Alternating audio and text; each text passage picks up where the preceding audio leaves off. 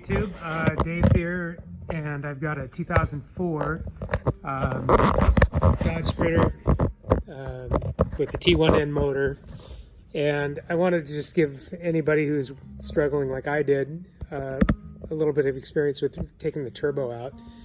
The turbo to exhaust manifold bolts were frozen up on mine, and I tried every kind of release agent and heat, and I could not get the bolts off the manifold to give, and I thought I was going to be in a world of hurt if I broke them, or I sheared them, or I cut them.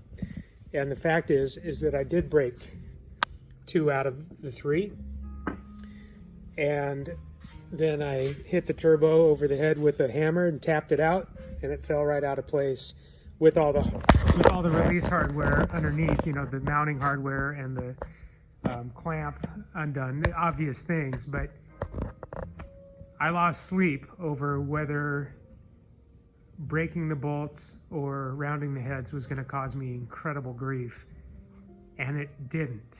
It was easy. In fact, easier than cutting the bolts, which I bought every cutting tool that Harbor Freight sold, trying to think I might be in that circumstance, and I ended up just twisting them off, and that worked out great. So anyhow, for what it's worth, T1N turbo replacement.